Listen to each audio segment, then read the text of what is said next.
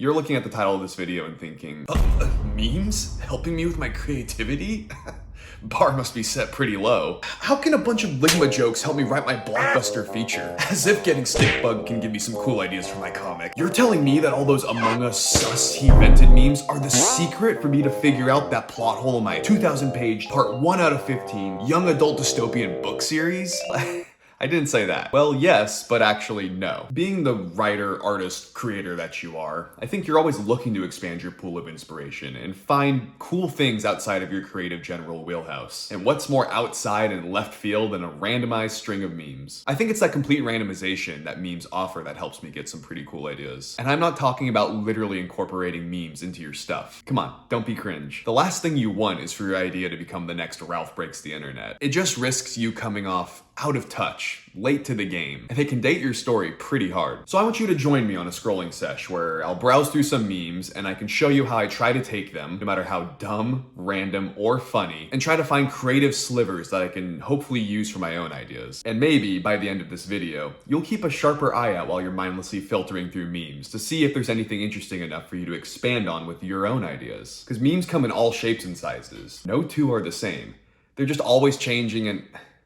What am I doing? I'm not gonna explain what the essence of a meme is. Let's just get into the video. This is Mr. Brown Can Move, Can You? Written by Dr. Suess. And I'm gonna rap this book. Oh, the wonderful things Mr. Brown can do. He can go like a cow, he can go moo moo. Mr. Brown can do it, man. How about you? He can go like a bee, Mr. Brown can buzz. How about you? Can you go buzz buzz? He can go like a cork, pop pop pop pop. He can go like horse feet, plop plop plop. He can go eek eek like a squeaky shoe. He can go like a rooster, cock a doo doo. He can go like an owl, hoo hoo hoo. Eek eek eek eek, cock a doo doo.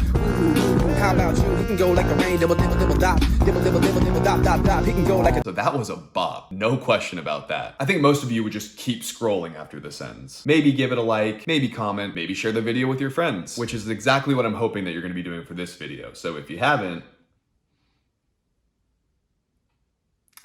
get on that. But is there anything from this video that can get our creative wheels turning? I find the initial concept of this video interesting. Like, what is it at its core? It's a groovy rap based off of a children's book. That's pretty unique. Okay, pretend that's the basic pitch of the idea. Let's keep expanding. How about the story is a comedy about a failing children's book author who collabs with a failing rapper to make a song out of the book, therefore blowing up both their reputations into immense popularity and fame. I gotta say, that's not bad.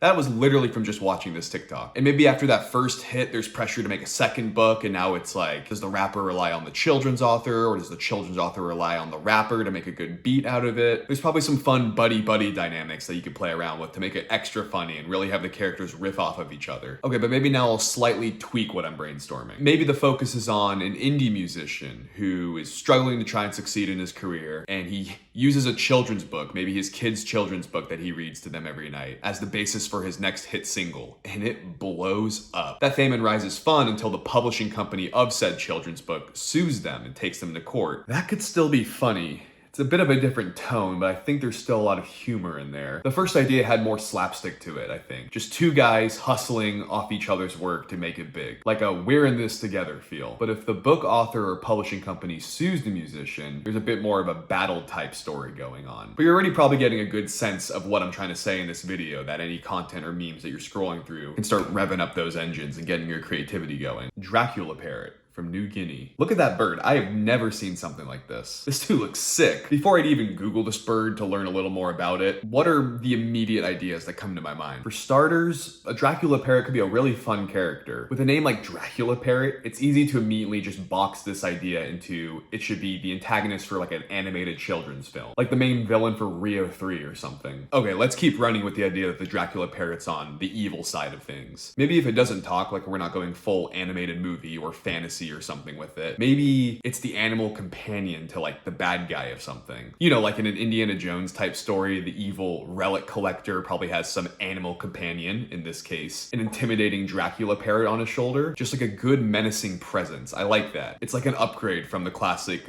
James Bond villain stroking the cat in the chair. Like the James Bond villain just swivels in the chair like, "Good to see you, Mr. Vaughn." And there's just this menacing black vulture parrot just like perched up on his shoulder. That's intimidating as shit. Okay, but what if the Dracula parrot wasn't evil or associated with the bad guys? Like the Indiana Jones archaeology train of thought, so let's run with that. Maybe the protagonist, our Indiana Jones, our Nathan Drake, maybe their animal partner is a Dracula parrot. Helps them on adventures and gives a comedic exchange or two every now and then. Something like that, you know, the animal sidekick. But I'm gonna keep digging. Okay, so going solely off the name, Dracula Parrot, which again, that name goes hard. I wanna play around with the Dracula part of it. I don't know why it's called Dracula, but what if this bird had an ancient ancestor, like from prehistoric times, like a bigger bird that had more vampiric qualities to it. Just a blood-sucking giant prehistoric bird. And we'll make this Indiana Jones character, maybe he's a bird expert or he helps save endangered birds or something. He's attached to this bird sidekick that's become his friend, this Dracula parrot. And maybe they learn about this vampiric ancestor and they awaken in the jungle in some temple or something. A long forgotten flock of just giant vampiric Dracula parrots. Like bigger, scarier creatures that just escape the temple, fly into the night jungle, and wreak havoc on the neighboring villages and towns of unsuspecting people. Damn, I actually really like that idea. And again, this is just letting my brain spin from seeing a cool and unique bird that I've never seen before, and I would have never known it existed if I wasn't scrolling through just a bunch of random memes. I really like that idea. I really like where it's going. There's a lot to play with there. But let's keep moving and see what other memes we got. A different version of you exists in the minds of everyone who knows you. I read a book that blew my mind. The main character goes crazy when he realizes no one really knows him. The gist is that the person you think of as yourself exists only for you, and even you don't really know who that is. Every person you meet, have a relationship with, or make eye contact on the street with creates a version of you in their heads. You're not the same person to your mom, your dad, your siblings than you are to your coworkers, your neighbors, or your friends. There are 1,000 different versions of yourself out there in people's minds. A you exists in each version, and yet your you, yourself, isn't really a someone at all. I mean, thinking about that. Creatively, my mind is going to like a multiverse aspect, but the twist is it takes place through the power of the brain. Like instead of a bunch of different Spider-Man existing in different universes, what if there was a way for someone to manifest all the different versions of themselves that people perceive? So it's still happening in one universe, it's just the different versions are manifesting.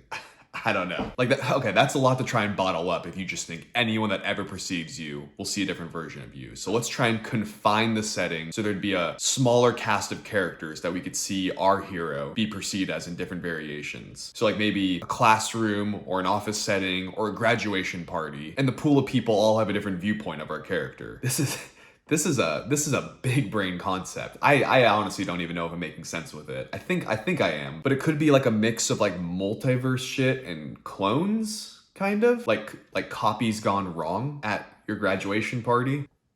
So at the graduation party, your teachers have a view of you, your girlfriend has a view of you, the faculty has a view of you, your parents have a view of you, your best friends have a view of you, and they all manifest and wreak havoc at the graduation party, and they're all doing their own different personalities and quirks. Like the variations of the protagonist are causing chaos or being douches, and our hero has to undo the damage and bottle up these versions themselves. There's something there, but it's like at Christopher Nolan levels of mindfuck that I just don't think I'm able to pack into one video specifically, especially if I want to look at other memes. But again, you can see what I'm trying to say, I think. These memes are cool and entertaining in the moment, but if you stop and think about why you like them or why they piqued your interest, you can dig just a little deeper and make your own stories and your own connections from whatever general message or joke or thing the meme was trying to tell you in the first place. In Las Vegas, there are more Catholic churches than casinos. Not surprisingly, some worshipers at Sunday services will give casino chips rather than cash when the basket is passed. Since they get chips from many different casinos, the churches have devised a method to collect all the offerings, then send all their collected chips to a nearby Franciscan monastery for sorting, and then the chips are taken to the casinos of origin and cashed in. This is done by the chipmunks.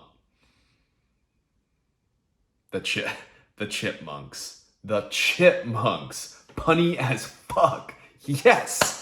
It had me in the first half though. That was sounding like an interesting story. I actually still don't know if it's true, but that pun makes me think it was just a big build up to a joke. So now you heard that story or that pun, like what are you thinking? What ideas are coming to your mind? The first idea for me, obviously, is just a bunch of gambling monks. Like that in itself is pretty funny. But if you want to stray away from the meme a bit so you could feel more confident in knowing that the idea is more of your own, let's break it down. What did you like about this? What did you like about this story? Using church offerings for potentially lucrative yet morally gray opportunities? zombies, get a bit of a church Breaking Bad going. We can even shake it up for monks. Maybe a bunch of choir boys want to save their small town church by running an underground casino. I don't know. But you can see how the ideas can start flowing from this one starting point if you give your brain the chance to run through some of these rabbit holes. What the fuck are these? Soot tags gather after fires in areas with low circulation. They are not, as commonly believed, ash-covered spider webs. This looks like this place has an infestation of symbiotes. Off the top of my head, I think I'm getting Totoro vibes from this, probably because of the soot. Like the little soot guys that jump around. So maybe these soot spiderweb things appear in a house visited by fire spirits. And maybe a family just moved into the house and there's a troubled teen who has had a stint with arson or something in the past and comes into these soot webs and, I don't know, learn about the importance of fire or how fragile things are or some sort of lesson.